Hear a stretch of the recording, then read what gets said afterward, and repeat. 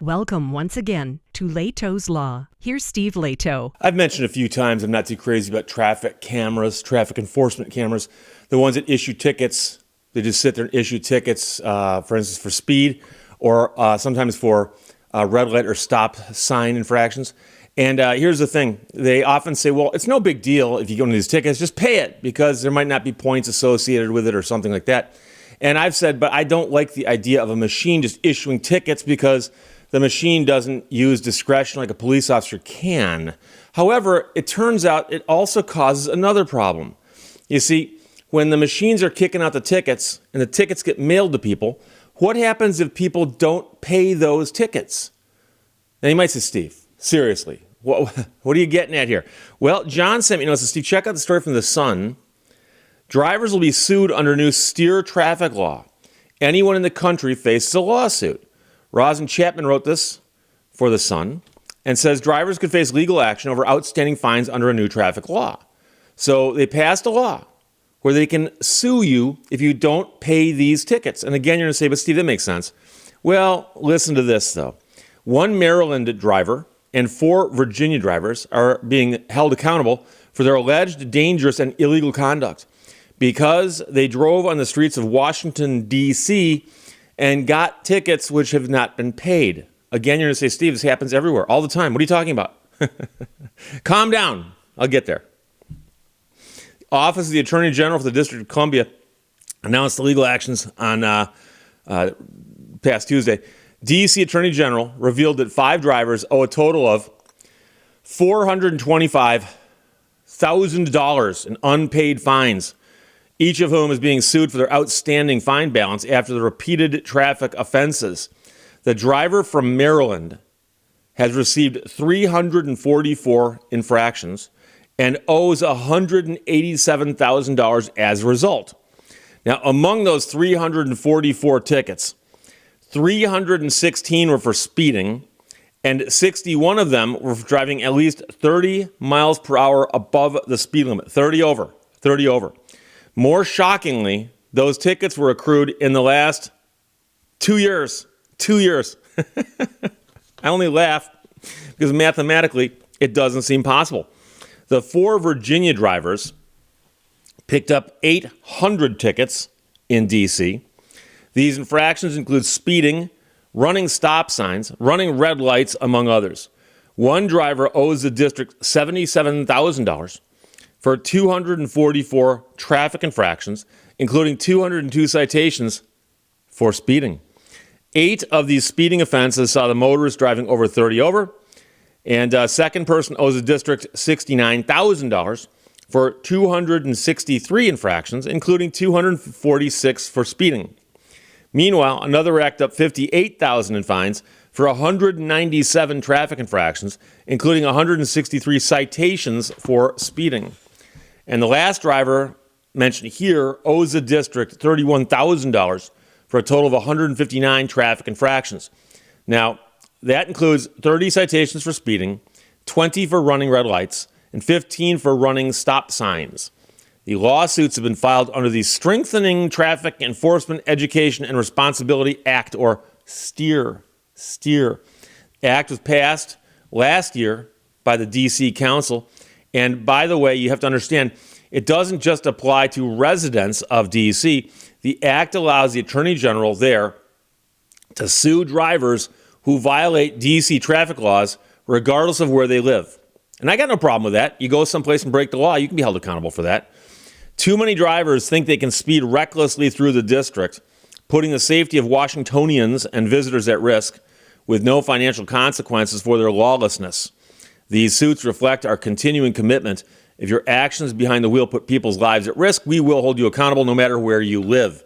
So in most states, traffic tickets, the type that are actually handed out by police officers at the side of the road, you get one of those and you don't pay it, it goes into a system someplace and it shows as an unpaid ticket. And that unpaid ticket becomes a flag of sorts. So that in Michigan, for instance, if you have an unpaid ticket, number one, they can revoke your license depending on the severity of the ticket and so on. But number two, they can also simply say, we're not going to let you renew your plates or your license until you take care of this. And I've known people who, and because I've represented people before these problems, I've known people who said, I got this ticket, I was busy, I was moving, I was doing something else, and I forgot about it. And I moved and going to renew my stuff because I moved, and they go, you can't because you've got this unpaid ticket. And the weird part is that in Michigan, they often make you go back to the court to pay the ticket. In other words, the Secretary of State's office can put the hold on your file, but they're not able to remove it until you go to the court and take care of it. And I've talked to people before who moved from one end of the state to the other. And they're at the Secretary of State's office and they're like, I can't renew my stuff. No, you can't. No, you can't. And so they got to go back to the court, find out what's going on there. Sometimes there might be a hearing depending on what the ticket was for. And so it's extremely important. And I tell people this, you got to take care of these tickets. In some places, parking tickets can actually be a snag on getting your stuff renewed through the DMV or the Secretary of State's office, depending on what state you're in and what you call it. But in Michigan, it's a Secretary of State. Some places it's a DMV or the BMV. But the whole point is that here, it turns out that they've got the mechanism to issue the tickets. And there's issuing tickets willy-nilly, as they say. And someone here has 244 unpaid traffic infractions. Now, the fact that they're getting all these tickets and they're not paid and they got those all in 2 years indicates to me that they really don't seem to care. They're not planning on paying those tickets unless something happens. Now, getting a lawsuit where the government is on the other side of the V from you, that's a serious thing because that means that they've got the wherewithal and the means to promote this lawsuit against you. That is to, I hate to use the word prosecute, but that word actually does work here, even though it's not criminal in nature. But they're going to pursue this case against you. And when they go into court, so you got all these unpaid tickets, what's your defense? And it's really, really tough to say, I never got any of these notices because the notices are probably going to the address affiliated with the license plate, and the license plate's on the car because I'm assuming there's going to be photographs showing the car and the license plate. And so when somebody starts saying, well, I don't get my mail, I have to tell you, and when I tell people this, they're shocked that this is still true in this day and age. But many courts in many states will accept the idea that if someone mailed you something properly addressed with the correct amount of postage on it, it's presumed that you got it. And I know that nowadays, people are like, wait, Steve, with the mail, the last 4 or 5 years, you kidding me? I can tell you right now, I can show you court rules that say this. The court rule actually says if it was mailed with the correct address and the correct amount of postage, it's presumed they got it. Meaning that they can make an argument that they didn't, but they need to come up with something other than I just didn't get it. No. Correct address, correct postage, you got it.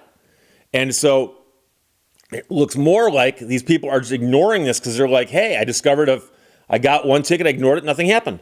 I got another one. Next thing you know, I've got 244. Nothing's happened. Oh, here's a lawsuit. So the real question here, and I know a lot of you have already caught this, the real question here is whether or not those plates are correct to those cars. Because somebody, and it appears there's at least 5 that we know of, who racks up hundreds of tickets without a care in the world might be thinking, yeah, they're sending the tickets to the wrong people because this plate ain't mine. That's what makes me wonder. The other thing here is I'm wondering, I don't know the answer to this, but I'm wondering whether the people in Washington, D.C. have the power to impound these cars if they encounter them in D.C. Because if the car's driving around within that jurisdiction and a police officer pulls them over for whatever reason, can they impound the car and go, oh, you've got 244 outstanding traffic infractions. We're going to hang on to your car till you resolve those. Is that a possible thing? Because in Michigan it is. And it happens a lot. Unpaid tickets, person gets pulled over and they go, guess what? We're towing your car. Because they want to put some kind of stop to this or to wake you up. Take your pick. And so now the question, of course, is, hey, Steve, there's 5 cars in D.C. that appear to be just zipping around out there. What are the odds the police can find them? I don't know if the D.C. police have got the devices they can put in their cars that, the license plate readers. But you'll see these cars that actually have these cameras on them, and they just drive around in traffic or parking lots, and the scanners are just scanning license plates looking for wanted license plates. And so it very well could be that they could just push these 5 license plate identifiers into the system and go get them, boy, go get them, and see if they pop up that way. And then, of course, like I said, if they've got the ability, they could seize these cars, hang on to them, and if the people don't take care of this, then of course they can do things like auction a car off or whatever it might be.